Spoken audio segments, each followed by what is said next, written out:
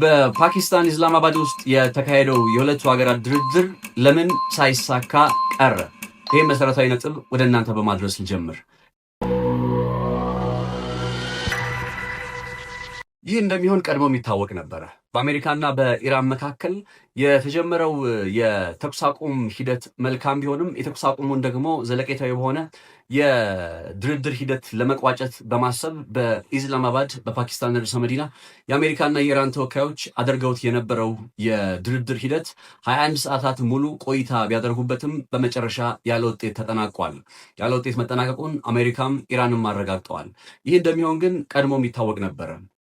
ለምን ከተባለ ደግሞ በተለይ የሬድሲ ፖስት ቤተሰብ ሆናችሁ የምሰራላችሁን ትንታኔዎች የተከታተላችሁ ከነበረ ያስቀመጧቸው ቅድመ ሁኔታዎች በሁለቱም ወገን አሜሪካ በድርድሩ ላይ ማሳካት የምትፈልገው ኢራንም በድርድሩ ላይ ማሳካት የምትፈልጋቸው ነጥቦች እጅግ በጣም የተራራቁ ነበሩ። ከዛ በመነሳት ይሄ ድርድር ሂደት እንደው ለሰላም ቀረበ ከሚባል ይልቅ ለጦርነት የቀረበ አይነት ድርድር ቢባል ይቀላል የሚል አይነት ሀሳቦችንም ሳነሳላችሁ ነበረ። በኢስላማባድ የሆነውና የተፈጠረው ነገር ይኸው ነው። ሁለቱ ሀገራት ወደ ድርድር ጠረጴዛ መምጣታቸው መልካም ቢሆንም ነገር ግን ዘለቄታ የሆነ ሰላምን ማረጋገጥ የሚችል አይነት ስምምነትን ለማድረግ ሳይችሉ ቀርተው ተለያይተዋል። ይህ ማለት አሁንም በሁለቱ ሀገራት መካከል የድርድር ሂደቶች ተስፋ አስቆራጭ ናቸው፣ ሞተዋል ሊባል የሚችልበት አይነት ድምዳሜ ላይ የሚያደርስ ነገር አይደለም።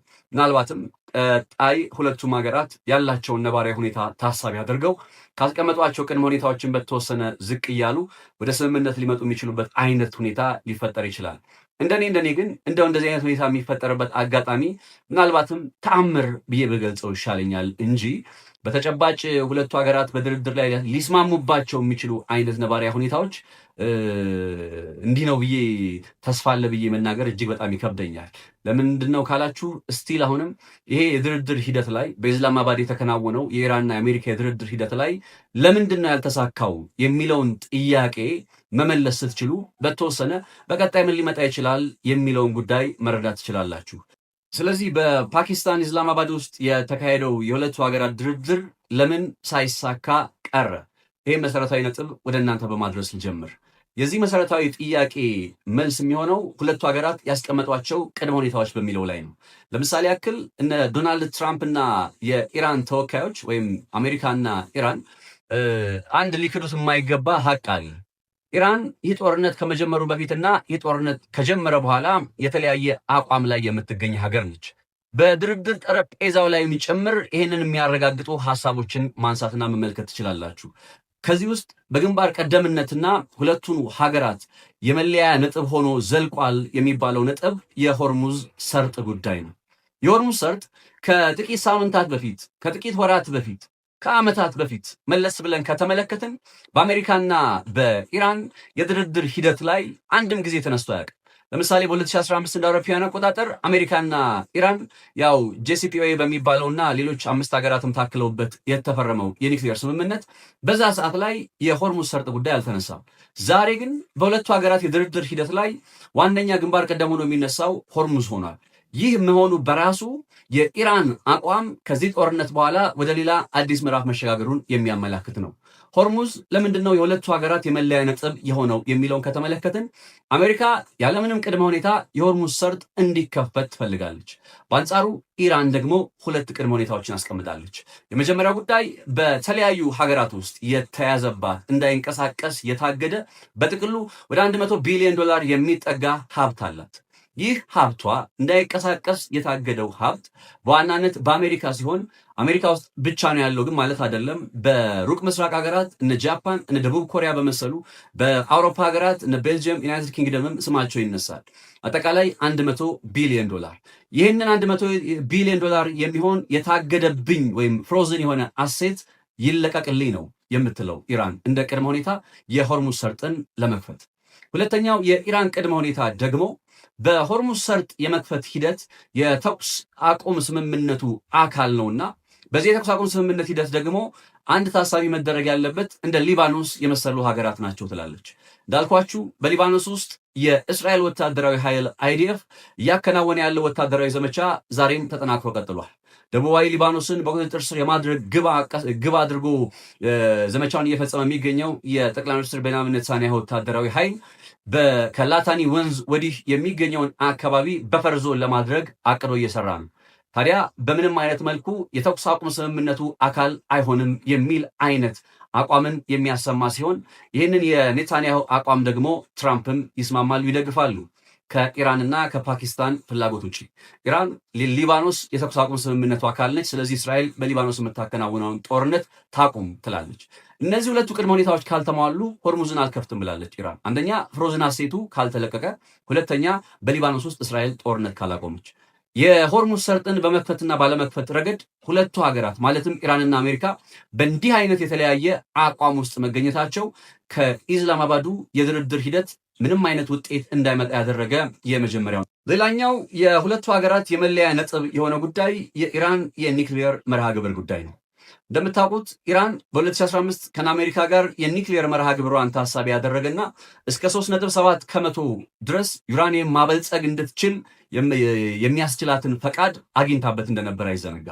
ትራምፕ በምንም አይነት ተአምር ኢራን የኒክሊየር ጦር መሳሪያ አይኖራትም ብቻ ሳይሆን የኒክሊየር ለሰላማዊ ዓላማ የሚውል የኒክሊየር መርሃ ግብር እንዲኖራት አይፈቅዱም። በነገራችን ላይ በዚህ ሰዓት በዓለማችን ላይ ከ40 በላይ የሚሆኑ ሀገራት ኒክሊየርን ለሰላማዊ ዓላማ ለመዋል በሂደት ላይ ናቸው፣ ወይም ሂደቱን ጀምረዋል፣ ወይም ደግሞ ኦልሬዲ ፕሮጀክቱን እያስፈጸሙ ይገኛሉ።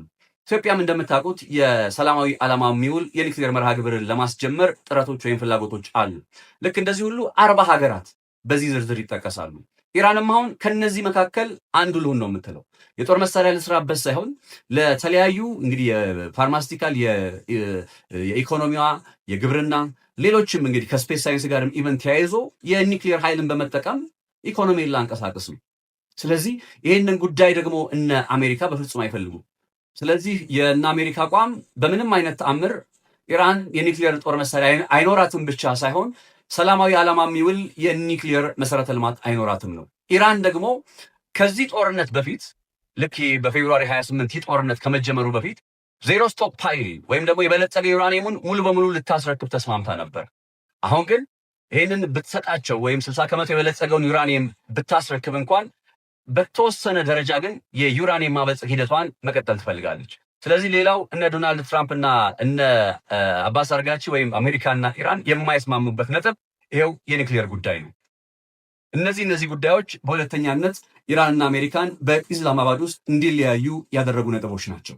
የአሜሪካና የኢራን የድርድር ሂደት ሳይሳካ ቀርቷል፣ ወይም ደግሞ ተስፋ አስቆራጭ ሆኖ ተጠናቋል። መቀራረብ አልቻሉም። በጋራ መስራት የሚችሉበት እድልም የለም። ይህ ማለት ታዲያ በቀጣይ በዚህ ቀጠና ላይ ምን ሊመጣ ይችላል የሚለውን ጉዳይ መመልከታችንን እንቀጥል።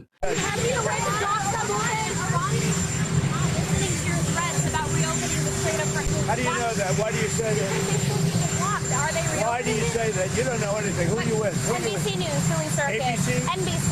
Well, let's make news. Mr. President. Let me just tell you. We win, no matter what.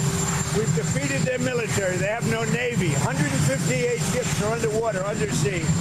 All of their minesweepers and all of their, they call them mine droppers. Can you imagine?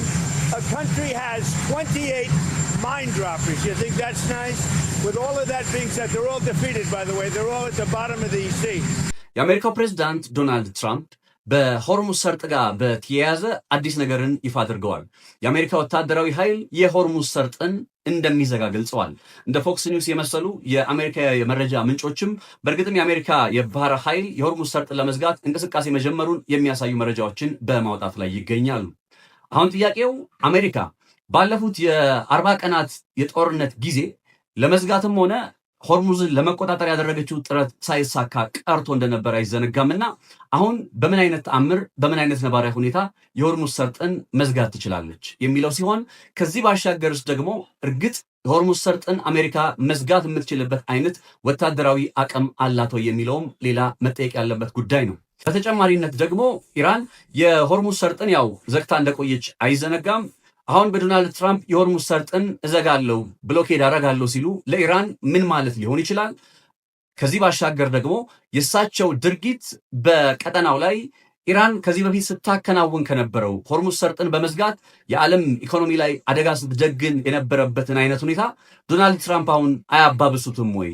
ይህንን ጉዳይ አያጠናክሩትም ወይ የሚለው ጥያቄም የግድ መነሳት አለበት። እነዚህን ሀሳቦች ያነሳን እንቀጥል። So we have the greatest military equipment. We have the greatest people. We have the strongest military in the world by far, and everybody sees it, whether it's Venezuela or what we've done with Iran. And when I read, the fake news talking about how well Iran's doing, they're not doing well at all. They're getting killed. I could take out Iran in one day. የአሜሪካው ፕሬዚዳንት ዶናልድ ትራምፕ የሆርሙዝ ሰርጥን ዘጋዋለሁ፣ ወታደራዊ የባህር ኃይል እንግዲህ የባህር ኃይሉ እንዲንቀሳቀስ ትዕዛዝ ሰጥቻለሁ የሚል አይነት መግለጫን አውጥተዋል። አሁን ጥያቄ ሆነው እንዴት አድርገው ሊዘጉት ይችላሉ ነው። በተለይ መዝጋት ከቻሉ በእርግጥ ባለፉት 40 ቀናት ውስጥ ለምን አልዘጉትም የሚለውን ጥያቄ የሚያነሱ በርካቶች ትራምፕ አሁንም በኢራን ላይ ጫና በማሳደር ወደ ድርድር ጠረጴዛው ተመልሳ አሜሪካ ያቀረበቻቸውን እያንዳንዱን ቅድመ ሁኔታዎቿን እንድታሟላላት ለማስገደድ ያለመ ጥረት ወይም ተግባር እንጂ ከዛ ያለፈ ትርጉም ሊኖረው አይችልም የሚል አስተያየትን የሚሰጡ አሉ። ሌሎች ደግሞ በአንጻሩ የአሜሪካ ተግባር ኢራን ስታከናውን የነበረውን ነገር የሚያጠናክርና የሚያባብስ በመሆኑ በዓለም ላይ የምንመለከተውን የነዳጅ ቀውስ ወደ ሌላ የባሰ ደረጃ ያሸጋግረዋል እንጂ ከዛ የበለጠ የሚፈይደው ምንም ነገር የለም ይባላል። እንደምታውቁት በትላንትናው ዕለት ማለትም በዕለተ ቅዳሜ የአሜሪካ አንድ የባህር መርከብ ወደ ሆርሙዝ ሰርጥ አቋርጦ ለማለፍ ሞክሯል ምናምን የሚል አይነት ዜናን ሰምታችሁ ነበር። ከዛ ጎን ለጎን ደግሞ ኢራን በሆርሙዝ ሰርጥ አካባቢ ላይ የቀበረቻቸው የባህር ላይ ፈንጂዎችን ሙሉ በሙሉ ማግኘት አልቻለችምም የሚል ጥያቄ ሲነሳ ነበረ። ታዲያ በእነ አሜሪካ እንግዲህ እንደነ ፎክስ ኒውስ የመሰሉ የዜና ምንጮች አሜሪካ የባህር ኃይሏን በማስጠጋት የተቀበሩ ፈንጂዎችንና ከኢራን ቁጥጥር ውጭ የሆኑትን የማጽዳት ዘመቻ ጀምራለች የሚል አይነት ዘገባም እያቀረቡ ነው። ስለዚህ የዶናልድ ትራምፕ ወታደራዊ ኃይላቸውን ወደዛ የማስጠጋት እንቅስቃሴ በአንድ መልኩ የኢራን ላይ ጫና ማሳደር፣ በሌላ መልኩ ደግሞ የሆርሙዝ ሰርጥ አካባቢ ላይ ተጥለዋል ተብሎ ሲገለጹ የነበሩ ቦምቦችን፣ ፈንጂዎችን እነዛንም ለማጽዳት ሊሆን የሚችልበት አጋጣሚ አለ። ከምንም በላይ ደግሞ ዶናልድ ትራምፕ በዚህ ሂደት ላይ እነ ዩናይትድ ኪንግደም የመሰሉ አጋር ሀገራትን ለማጠቃለል ጥረት በማድረግ ላይ ናቸው። ባለፉት ጊዜያት ከዚህ ከድርድሩ በፊት በነበረው ጊዜ አሜሪካ በጣም በርካታ አጋር ሀገራትን ጥያቄ አቅርባላቸው እንደነበርና ያን ጥያቄዋን አልተቀበሉም ወይም በኢራን ላይ ወታደራዊ ዘመቻ ለመክፈት ፈቃደኛ አልነበሩም። ታዲያ እንደ ምክንያት የሚያደርጉት አሜሪካ ቀደም ብላ ጉዳዩን በተመለከተ ምንም የነገረችን ነገር የለም የሚል ነጥብ ነበረ። አሁን ዶናልድ ትራምፕ ለኬር ስታርመር ከ2 ቀን ወይም ከ3 ቀን በፊት በስልክ መልእክት አስተላልፈው ሀሳቦችን ተለዋውጦ እንደነበረና ዩናይትድ ኪንግደምን በጎናቸው አድርገው አሁን በሆርሙዝ አካባቢ ላይ ያለ እንቅስቃሴን የመቀጠል ፍላጎት አለ። ከዚህ ባሻገር ደግሞ 40 የሚሆኑ ሀገራት በጋራ በጥምረት በመሆን ሆርሙዝ ሰርጥን እንዲዘጉ የሚያስቡም የዶናልድ ትራምፕ ባለስልጣናት አሉ። ያንን ለማሳካት እንዲቻል የነዚህ 40ዎቹ እንግዲህ የተመረጡት ሀገራት የአንድ ስብሰባ እንዲኖራቸውና ቢያንስ ሀገራቱ በዚህ የጥምር ሀገራት ወታደራዊ ዘመቻን ለማሳካት ባቀደ ስብሰባ ላይ እንዲገኙና እንዲሳተፉ እነ ዶናልድ ትራምፕ ጥያቄ እያቀረቡ ነው። ምናልባት ሆርሙዝ ሰርጥን ላይ ሄደን አብረን በጋራ እንዘምታለን ባይሉ እንኳን በስብሰባው ላይ እንዲገኙላቸው በጣም ከፍተኛ ጥረት እያደረጉ ነው። ስለዚህ እንደ ዶናልድ ትራምፕ አሁንም ስቲል በራሳቸው ብቻ ሳይሆን ሆርሙዝ ሰርጥን ስለመዝጋት እያወሩ የሚገኘው በሌሎች ሀገራት አቅም ላይ ተንጠልጥለው እንደሆነም ጭምር ልብ ይለዋል። ከዚህ አኳያ ታዲያ ዋነኛ ገፈት ቀማሽ የሆኑት የገልፉ ሀገራት እነ ኳታር፣ እነ ሳውዲ፣ እነ ዩኤኢ፣ እነ ኦማንና የመሳሰሉቱ ይህን የዶናልድ ትራምፕ አካሄድ ሊደግፉ የሚችሉ ሀገራት ተብለው ሲገለጹ፣ በአንጻሩ ደግሞ የሆርሙዝ ሰርጥ መዘጋት ሳቢያ ከፍተኛ ቀውስ እያጋጠማቸው ያሉ የሩቅ ምስራቅ ሀገራት ከቻይና ጀምሮ እነ ጃፓን፣ እነ ደቡብ ኮሪያና እነ አውስትራሊያ የመሳሰሉቱ የሆርሙዝ ሰርጥን በሰላማዊ መንገድ ማስፈታት የሚለው ጉዳይ ላይ ስቲል አቋማቸውን እንዳጸኑ መረጃዎች በማመላከት ላይ ይገኛሉ። ለማንኛውም የሆርሙዝ ሰርጥን እዘጋለሁ በማለት ዶናልድ ትራምፕ ያቀረቡትን ሀሳብ የሰማችው ኢራን ሞክሩትና ታዩታላችሁ፣ እኔም ጠንካራ የሆነ አጸፋ ምላሽ እሰጣለሁ በማለት ላይ ትገኛለች። ማንኛውም የአሜሪካ የጦር ኃይል የባህር ኃይል እንቅስቃሴ በሆርሙዝ ሰርጥ አቅራቢያ ከመጣ ወታደራዊ ምላሽ እንደምትሰጥ ጭምር በመግለጽ ላይ ነች የምትገኘው ሀገረ ኢራን። ለድርድሩም ዋነኛ መውደቅ ምክንያት ያለችው አሜሪካ በጣም በተለይ በሆርሙዝ ሰርጥ ጉዳይ ላይ ሊሟሉ የማይችሉ የተለጠጡ ፍላጎቶችን ይዛ በመቅረቧ ነው እንጂ በእኛ ችግር ምክንያት አይደለም በማለት ላይ ትገኛለች። ስለዚህ ዋትስ ኔክስት ለዚህ አካባቢ ለዚህ ቀጠና ምንድን ነው ቀጣዩ የሚለው ጥያቄ ሲነሳ እኔ ስከታተል ከመቆየቴ አንጻር የሚሰማኝን ነገር ልንገራችሁ። በጣም ከባድ የሆነ የጦርነት ስጋት አለ አሁን። እርግጥ ነው የተኩስ አቁም ስምምነቱ በትግበራ ላይ ይገኛል። እስከ አፕሪል 22 ድረስ እንደሚቀጥልም ይጠበቃል። ነገር ግን በየትኛውም ጊዜ፣ በየትኛውም ቅጽበት፣ በየትኛውም ሞመንት ቀን ላይ የሆነ ጦርነት በዛ አካባቢ ሊያገረሽ የሚችልበት ነባራዊ ሁኔታ ውስጥ ነን ያለ ነው። ለምን? ሁለቱም ሀገራት የተለጠጠ የማይቀራረብ አይነት ፍላጎትን ይዘው ወደ ድርድር ጠረጴዛው ላይ ስለመጡ ያንን ኮምፕሮማይዝ ማድረግ ወደሚችሉበት ነገር የመምጣት ምልክትን ካላየን ስቲል ይህ ቀጠና ከጦርነት የጸዳ ቀጠና ሆኗል፣ ሰላም በዚህ ቦታ ላይ ይመጣል ብሎ ጉንጭ ሞልቶ ለመናገር በጣም አዳጋች ይሆናል። ስለዚህ ዋትስ ኔክስት ከዚህ ለዚህ አካባቢ ተብዬ ብጠየቅ ጦርነት፣ ከባድና አስፈሪ ጦርነት ቀጣይ ሊሆን ይችላል የሚል አይነት ሀሳብ ነው ያለኝ። ያ ማለት ግን ያው የድርድር በሮች ሁሉ ተዘግተዋል ብዬ ድምዳሜ ለመስጠት አይደለም። ዶናልድ ትራምፕም በመልእክታቸው ላይ ይሄ ትሩ ሶሻል በሚባል ገጻቸው ላይ ባጋሩት መልእክት ላይ እነ ኢራን በቅርቡ በቶሎ ፍላጎቶቻቸውን አስተካክለው ለድርድር ያቀረብንላቸውን ነገር ይቀበላሉ የሚል አይነት ሀሳብንም አጋርተዋል። ስቲል ምን ማለት ነው? የድርድር በሩ ሙሉ በሙሉ አልተዘጋም። ኢቭን እነ ጄዲ ቫንስም በዚህ ጉዳይ ላይ አስተያየታቸውን ሰጥተዋል። ያም ማለት ግን አሁን ላይ ባለው ነባራዊ ሁኔታ ከተነጋገርን አሜሪካና ኢራን ተቀራርበው መስራት ከሚችሉበት ነገር ይልቅ ወደ ጦርነት ውስጥ ሊገቡ የሚችሉበት ነገር ከመቼውም ጊዜ በላይ በርክቶ ጠንክሮ እየተስተዋለ ይገኛል። ዋት ዱ ዩ ቲንክ ዩ ጋይስ? እስኪ ሀሳብ አስተያየቶቻችሁን አስቀምጡልኝ በኮመንት ላይ። ሬድሲ ፖስትን ሰብስክራይብ ማድረጋችሁ እንዳትረሱ። አመሰግናለሁ በጣም